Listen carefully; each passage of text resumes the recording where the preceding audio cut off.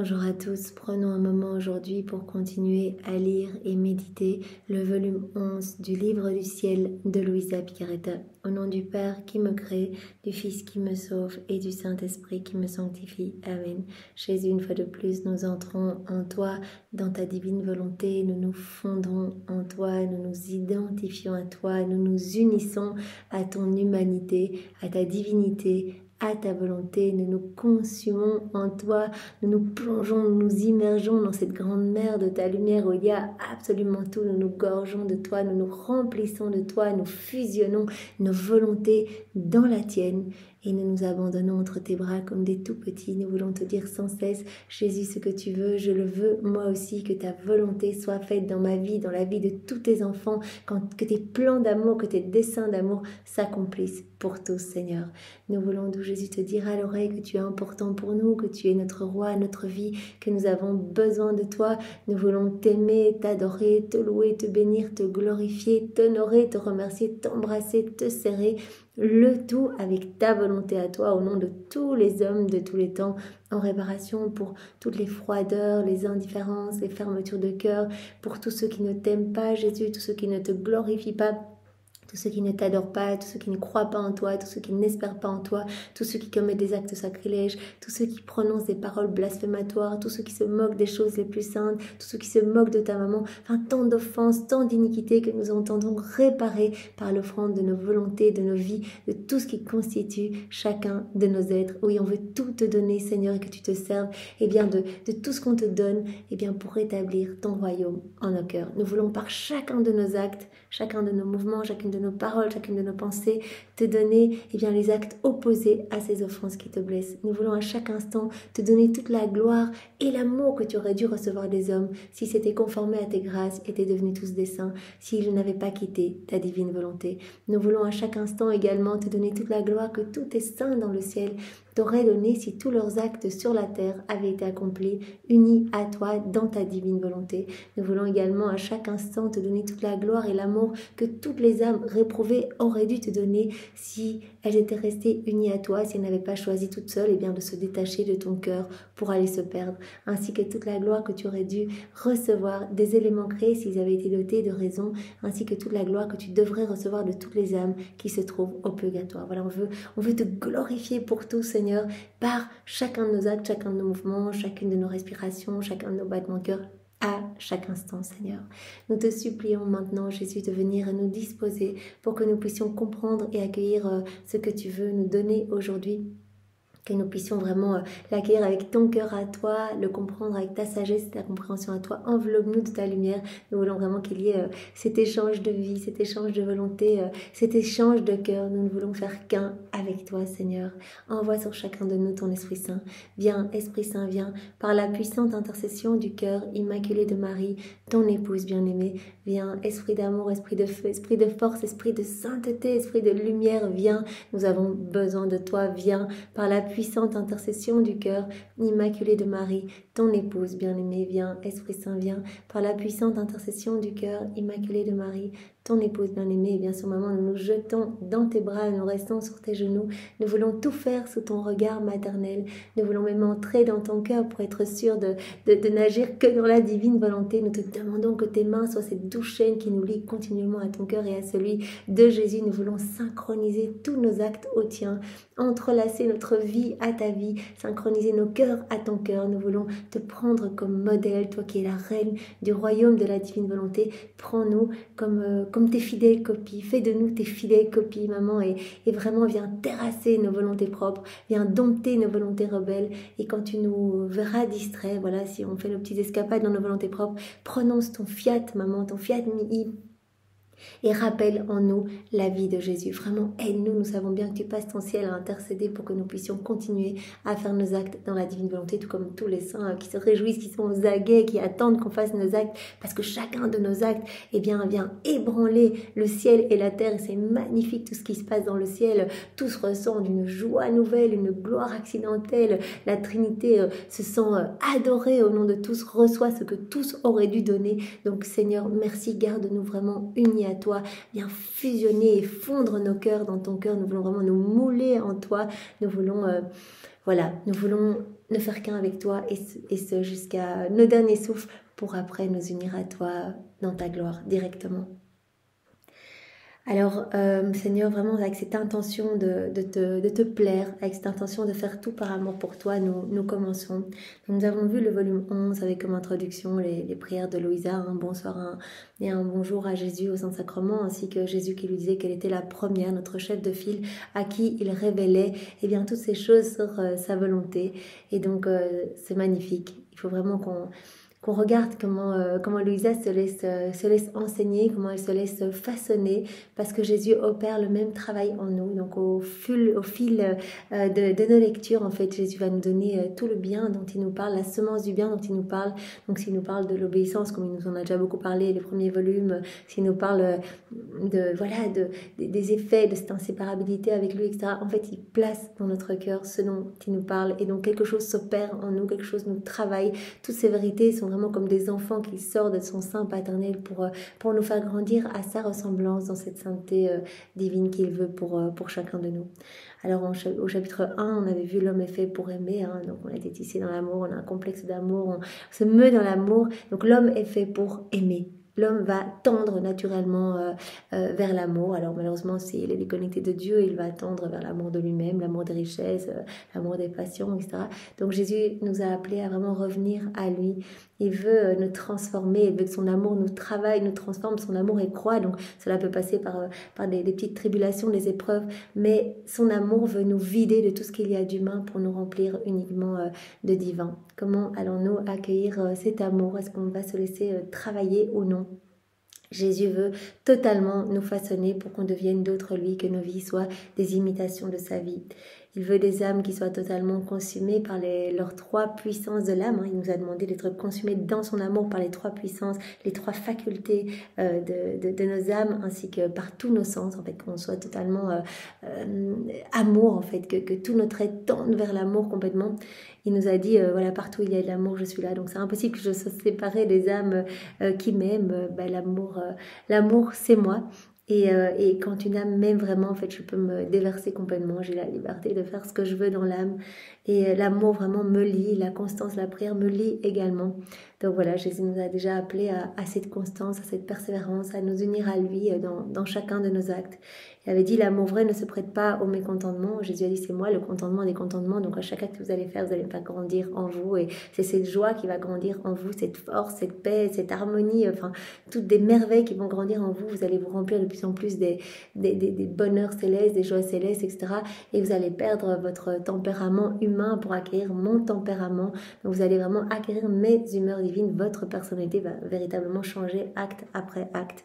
L'amour vrai est exclusif, donc Jésus a cet amour jaloux. Il veut vraiment qu'on soit dans cette intimité avec lui, qu'on lui donne tout, en fait, que nos yeux ne soient fixés que sur lui.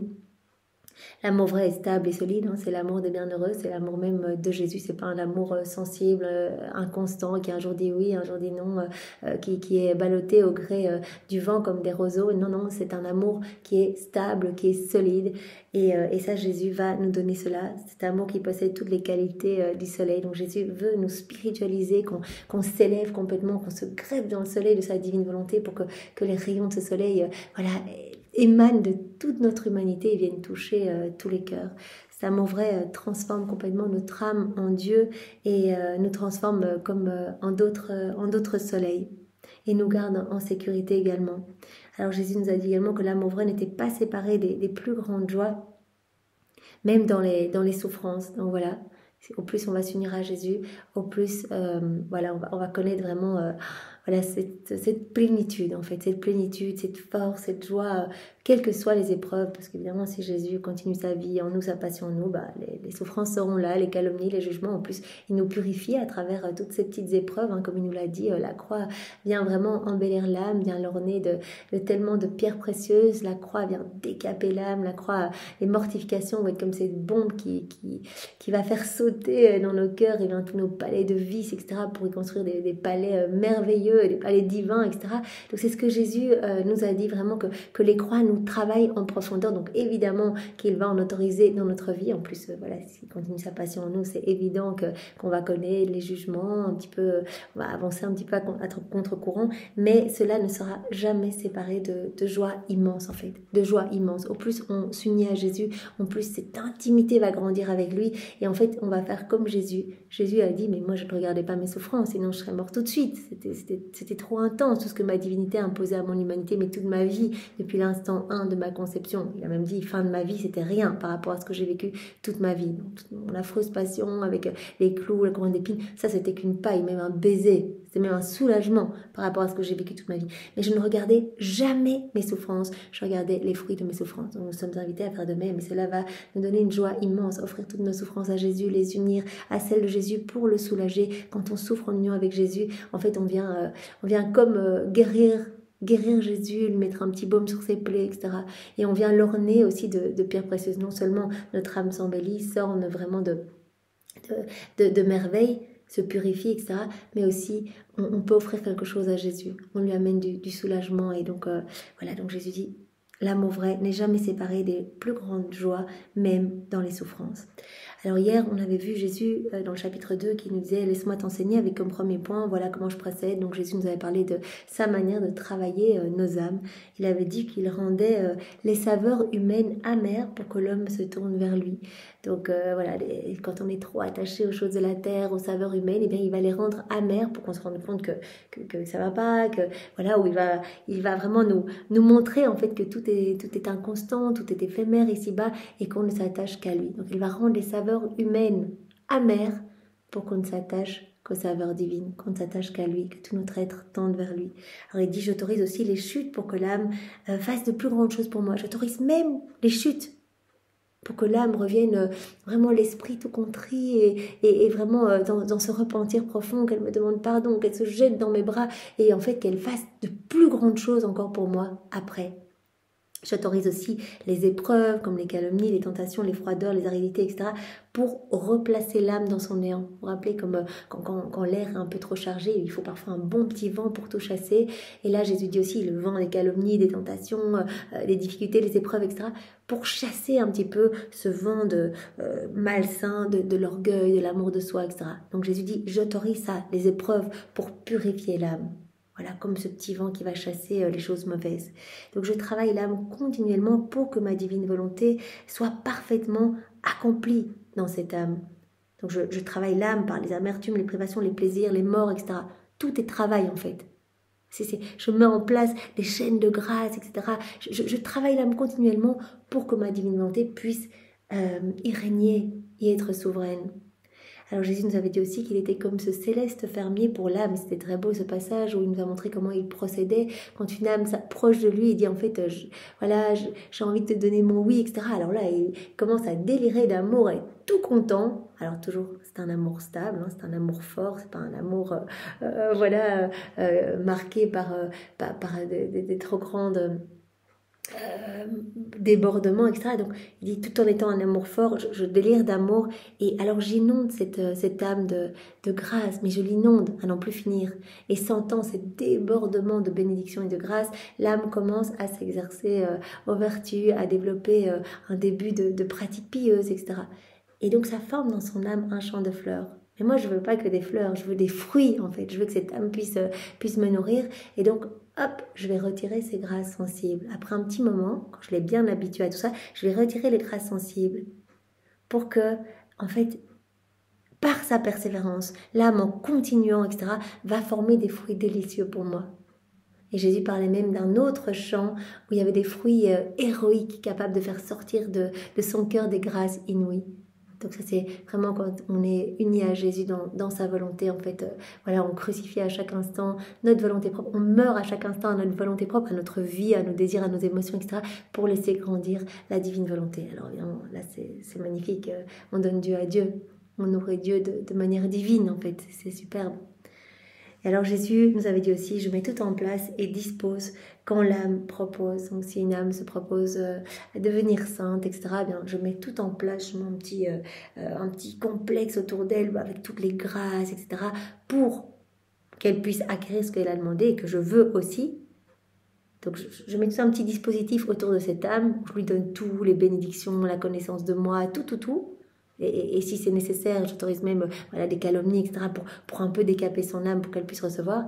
Mais Jésus dit, mais bien souvent, les âmes me demandent, je mets tout en place, et puis hop, elles quittent la structure que j'ai mise en place. Et donc finalement, elles ne sont pas persévérantes à me demander cela, et donc finalement, elles quittent, et elles n'arrivent pas alors à ce qu'elles ont demandé, à ce que je veux pour elles. Alors aujourd'hui, on va voir le deuxième point de ce chapitre 2, donc laisse-moi te parler de moi. Donc hier, Jésus nous avait dit, voilà comment je procède, et aujourd'hui, laisse-moi te parler de moi. Donc Jésus va nous révéler différents secrets.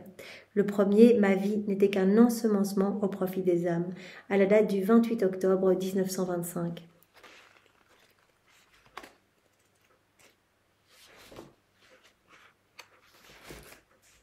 Ce matin, mon toujours aimable Jésus vint et me dit, ma fille, ma vie sur la terre n'était qu'un ensemencement pour que mes enfants puissent en récolter les fruits.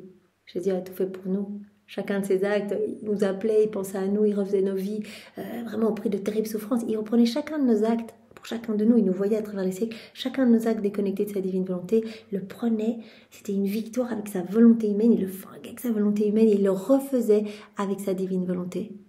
Il refaisait tout. C'était des souffrances inouïes à l'intérieur de Jésus, ça ne se voyait pas, mais c'était des petites morts continuelles, des flagellations, des coups, des clous dans ses mains, etc. pour refaire nos vies. Il dit, tout est là. Maintenant, j'ai tout fait. Mes actes, etc. Vous pouvez tout prendre.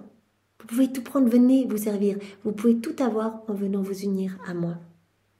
Donc toute ma vie sur la terre n'était qu'un ensemencement pour que mes enfants puissent en récolter les fruits. Cependant, ils ne peuvent récolter ces fruits que s'ils demeurent sur le sol que j'ai semé, unis à moi, sur le sol que j'ai semé.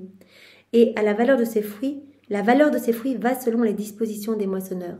Et là, Jésus nous parle à nouveau de cette disposition. Cette disposition, on s'ouvre, on accueille, on s'unit à Jésus, on veut recevoir, on veut se laisser transformer. Si on a le cœur pas du tout disposé, tout fermé, etc., on ne recevra rien du tout. Donc Jésus dit, tout ce que j'ai fait sur la terre, c'est toujours un acte de se donner, venez vous servir. Jésus nous a dit, mais en fait, combien peu viennent se servir de toute ma passion, etc., de mon sang, de mes plaies. Tout est pour vous. Venez vous servir, mais il faut cette disposition. Les hommes ne peuvent récolter ces fruits que s'ils demeurent sur le sol où j'ai semé, et la valeur de ces fruits va selon la disposition des moissonneurs. Cette semence est formée de quoi? De tous mes actes, nous dit Jésus, de mes travaux, de mes paroles, de mes pensées, de mes respirations, etc. Si l'âme sait tirer profit de ces fruits, elle est assez riche pour s'acheter le royaume du ciel. Donc on peut tout prendre. Là maintenant, c'est merveilleux. En vivant dans la divine volonté, on acquiert ces droits divins, on récupère ces droits divins.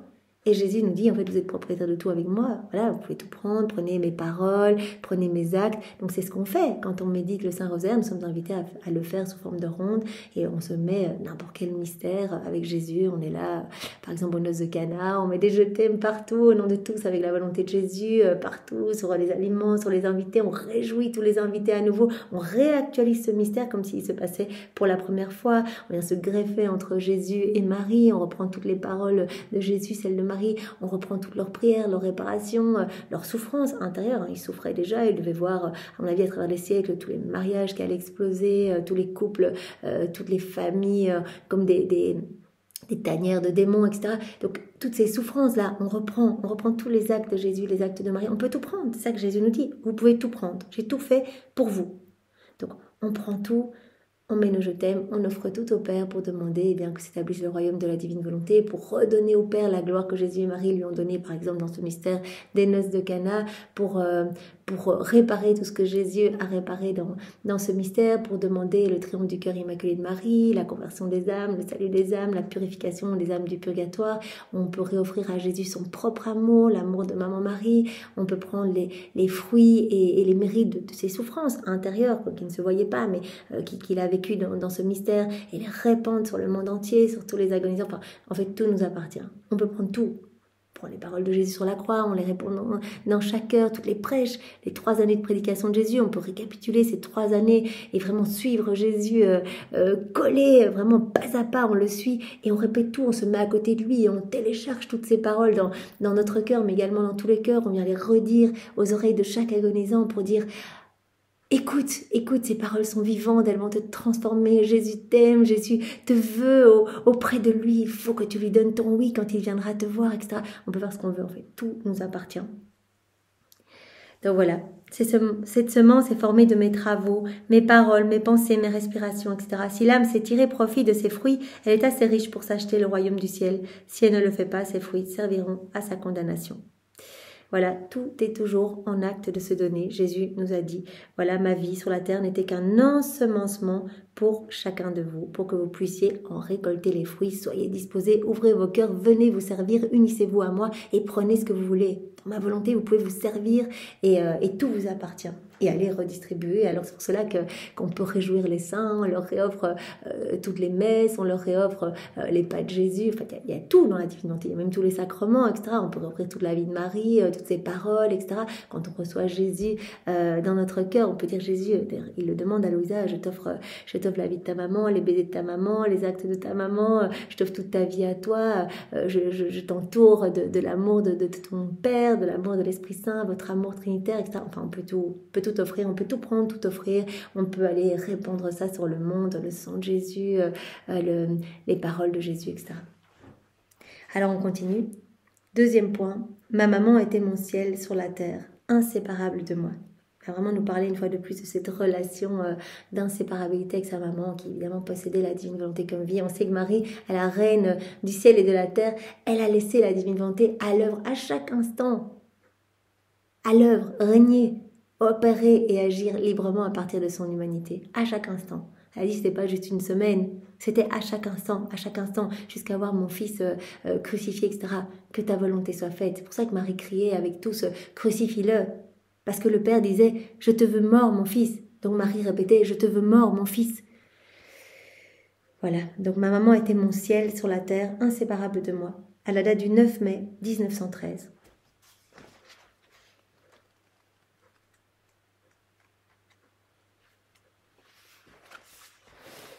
Pendant que je priais, je pensais au moment où Jésus quitta sa très sainte mère pour aller souffrir sa passion. Je me disais, comment était-il possible que Jésus se sépare de sa chère maman et elle de Jésus? Jésus béni me dit, ma fille, il ne pouvait y avoir de séparation entre moi et ma douce maman. Jésus dit, on n'était jamais séparés. En fait, comme Jésus l'a dit à Louisa, maman et moi, on forme un maillon unique. Jamais on était séparés. Elle ressentait tout ce que je vivais, moi je ressentais tout ce qu'elle vivait. Nos souffrances étaient en écho. Et se réfléchissaient en fait. On était unis à chaque instant. Donc moi, quand je vivais toutes ces morts, ma maman les vivait en même temps que moi. Il n'y avait pas de séparation entre moi et ma douce maman. La séparation ne fut qu'apparente. Donc elle était chez elle, par exemple quand elle a dit au revoir à Jésus qui est parti pour sa passion, elle était chez elle et Jésus partait, marchait vers le cénacle, etc. Mais Jésus dit la séparation n'était qu'apparente. Tout comme voilà toutes les années de prédication, etc. La séparation n'était qu'apparente. On était toujours unis, inséparables. Et maman Marie nous veut ses fidèles copies. Donc Jésus nous veut inséparables de lui à chaque instant. On est là, mais on est avec Jésus partout, dans le soleil, en train de répandre la lumière. On est avec la divine volonté, avec Jésus dans le vent, dans la mer. On est consacré avec lui dans chaque hostie. Vous imaginez, il y a 500 000 messes par jour, enfin, apparemment. Donc on est avec Jésus partout, dans chaque tabernacle, etc. C'est comme ça que Jésus nous veut avec lui, inséparables de lui. La séparation ne fut qu'apparente. Il y avait fusion entre elle et moi. Et cette fusion était telle que je suis demeurée avec elle et elle avec moi, à chaque instant. Là, Jésus parle du moment précis où il a quitté sa maman. Il a dit la séparation n'était qu'apparente, mais c'était à chaque instant.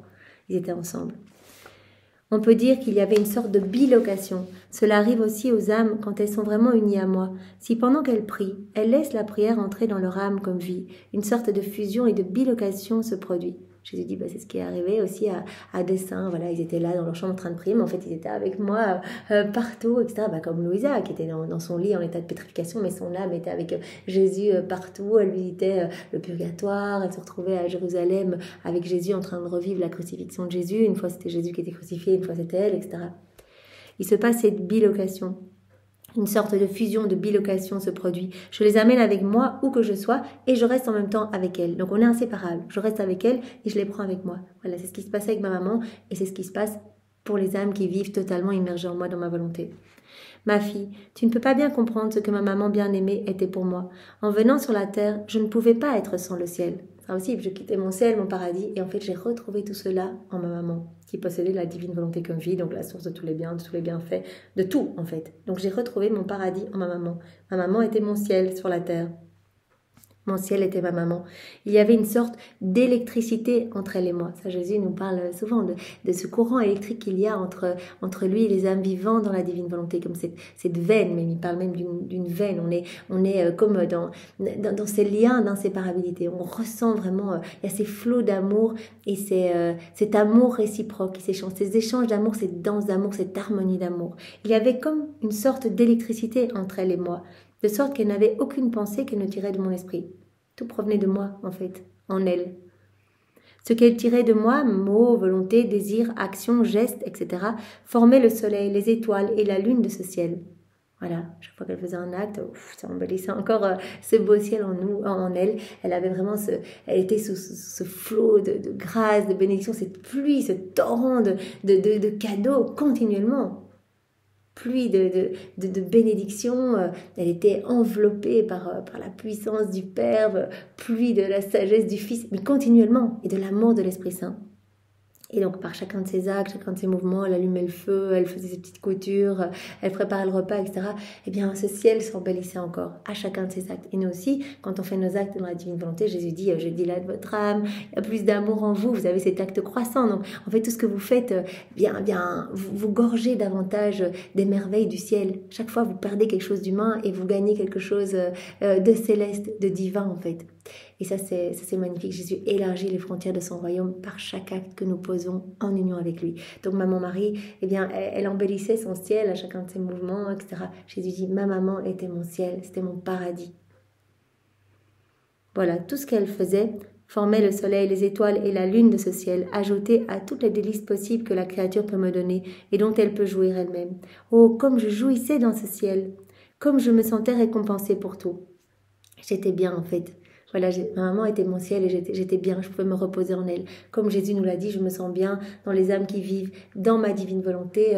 Voilà, ces âmes sont comme d'autres mamans pour moi. Chaque cœur qui vit dans la divine volonté, chaque âme qui vit en moi, en fait, qui est perdue en moi, eh bien, m'accueille et je fais ma demeure dans ces cœurs. Et vraiment, ces cœurs sont pour moi des palais célestes, mon petit paradis, en fait. Je viens m'y reposer. Mon amour peut vraiment trouver cet épanchement, ce doux repos. Je peux travailler à ma guise et je me repose dans les œuvres que je crée en ces cœurs abandonnés. Comme je me sentais récompensée pour tout. Les baisers que me donnait ma maman renfermaient les baisers de toutes les créatures. Et Marie, eh bien voilà, tout ce qu'elle faisait, eh bien en fait elle réparait pour toutes les générations humaines. Voilà, elle embrassait Jésus, hop, Jésus recevait de l'amour au nom de tous, au nom de toutes les créatures de tous les temps. Marie parlait, elle réparait pour toutes les paroles qui ne glorifient pas Dieu, etc. Marie marchait, elle réparait pour tous les pas faits à des fins mauvaises, comme se venger, tuer, faire des mauvaises choses, etc. Marie bougeait, eh bien chacun de ses mouvements réparait pour tous les actes déconnectés de la divine volonté, etc. Quand elle m'embrassait, je recevais les baisers de toutes les créatures. Elle réparait, elle me donnait au nom de tous. C'est ce qui se passe pour nous, on ne doit pas vraiment le dire, mais tout ce qu'on fait, on va donner ce que tous doivent à la Trinité. Tout ce que les hommes n'ont pas donné à Dieu, on va le donner en faisant nos actes. Quand on mange, on va donner toute la gloire à la Trinité que tous auraient dû donner en mangeant, en remerciant, en louant pour les bons aliments, pour les textures, les saveurs, les odeurs, etc. Et on va réparer aussi pour voilà, tous les péchés de gourmandise, de gloutonnerie, etc. Par chaque acte que nous faisons, nous donnons tout, absolument tout à la Trinité. Je ressentais ma douce maman partout, nous dit Jésus. Je la ressentais dans ma respiration, et si je travaillais, elle adoucissait mon travail. Je la ressentais partout, je la ressentais dans mon cœur, et si je me sentais amère, elle adoucissait ma souffrance. Je la ressentais dans mes pas, et si j'étais fatiguée, elle me donnait force et repos. Et qui pourrait dire combien je la ressentais durant ma passion? À chaque coup de fouet, à chaque épine, à chaque blessure, à chaque goutte de mon sang, je la ressentais, accomplissant sa fonction de vraie maman. Voilà. Et alors c'est très beau parce que Jésus dit dans, je ne sais plus dans quel volume, donc il appelle souvent Louisa ma maman. Mais Louisa c'est notre chef de file, donc Jésus veut qu'on devienne d'autres mères pour lui.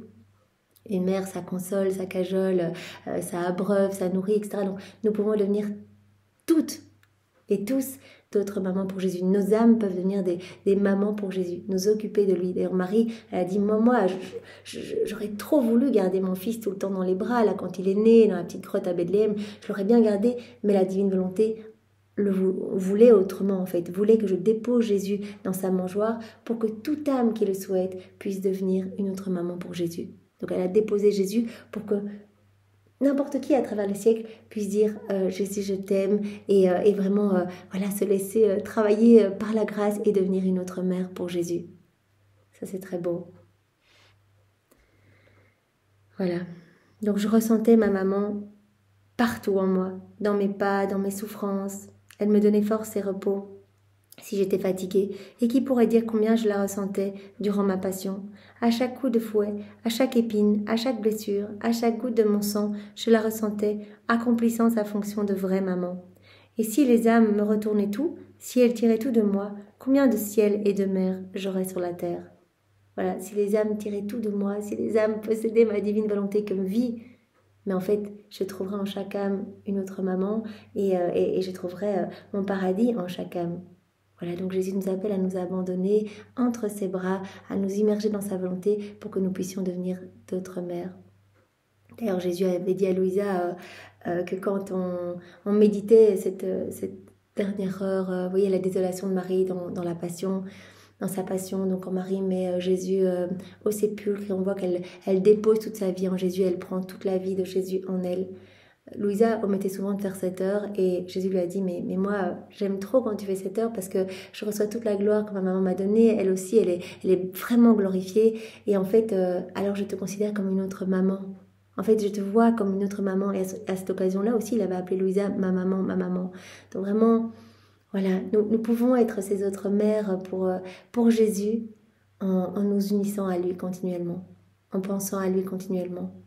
Ayons cette vie contemplative, en fait, comme Marie nous l'a conseillé, de voir Jésus en chacun et en nous et en toutes choses, et de nous occuper de notre bébé Jésus. On a chacun notre bébé Jésus en nous.